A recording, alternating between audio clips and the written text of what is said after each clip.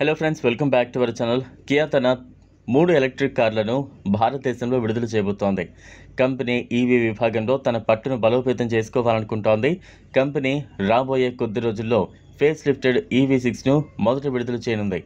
మిగిలిన 2 మోడళ్లు రాబోయే 12 నుంచి 18 నెలల్లో ఇండియాలో లాంచ్ అవుతాయని భావిస్తున్నారు. కియా కార్లు డిజైన్ పరంగా అంతగా ఆకట్టుకోవడం లేదు. ఇండియాలో కియా తన ప్రస్తుత ఎస్యూవీ సైరోస్ ఎలక్ట్రిక్ వెర్షన్ను తీసుకొస్తోంది.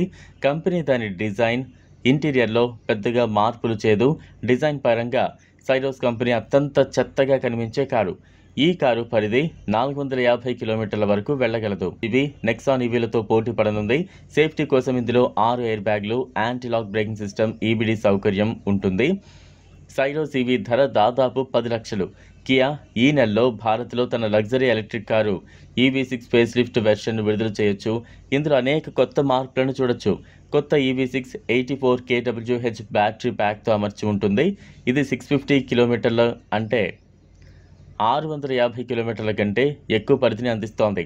ఈ కారు అంచనా ధర 63 లక్షల నుంచి ప్రారంభమవుతుంది. ఈ కారులో కొత్త LCD హెడ్లైట్లు, అలాయ్ వీల్స్ ఉంటాయి. దీని లోపలి భాగంలో 2 స్పోక్ స్టీరింగ్ వీల్, అప్డేట్ చేసిన సెంటర్ కన్సోల్ ఉన్నాయి. కొత్త EV6 ప్రీమియం కారుగా వస్తుంది, కానీ అది వస్తున్న ధర BYD, BMW, వోల్వోలకు మెరుగైన ఎంపికలు ఉన్నాయి. ఈ ఏడాది కొత్త క్యారెన్ CV కూడా లాంచ్ కావచ్చని భావిస్తున్నారు. కొత్త కియా క్యారెన్ CV పరీక్ష సమయంలో చాలాసార్లు కనిపించింది. పెట్రోల్ మోడల్తో పోలిస్తే దీని డిజైన్లో చాలా మార్పులుంటాయి. ఇది ఒక్కసారి ఛార్జ్ చేస్తే 500 కిలోమీటర్ల వరకు ప్రయాణించగలదని భావిస్తున్నారు.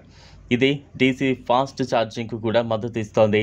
భద్రత కోసం కొత్త Carens CV level 2 ADAS, anti lock braking system, EBD, 6 air బ్యాగ్లు, brake assist, EPS, 3-point seat బెల్ట్లను పొందుతోంది. దీని ధర దాదాపు 20 లక్షలు. కియా ఎలక్ట్రిక్ కార్లు టాటా, మహేంద్ర ఎలక్ట్రిక్ కార్లతో పోటీ పడతాయి. ఇదిలా ఉంటే వచ్చే నెల నుంచి కియా కార్ల ధరలు 3% పెరగనున్నాయి. కియా తన మొత్తం మోడల్ లైనప్లో ధరల పెరుగుదలను అమలు చేస్తోంది. ధరల పెరుగుదల ఏప్రిల్ 1, 2025 నుంచి అమల్లోకి వస్తుంది.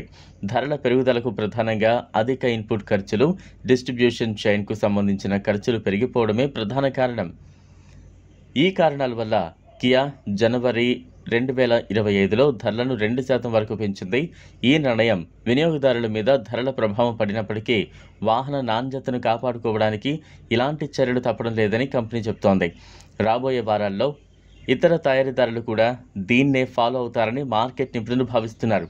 కొత్త ధరల పెరుగుదలతో ఏప్రిల్ 1 నుంచి కియా వాహనాన్ని కొనుగోలు చేయాలనుకునే కస్టమర్లు ఇంకాస్త మనీ ఎక్కువ ఖర్చు చేయాల్సి ఉంటుంది. ఈ వీడియో మీకు నచ్చినట్లయితే లైక్ చేయండి, షేర్ చేయండి, ఛానల్ను సబ్స్క్రైబ్ చేసుకోండి. థ్యాంక్స్.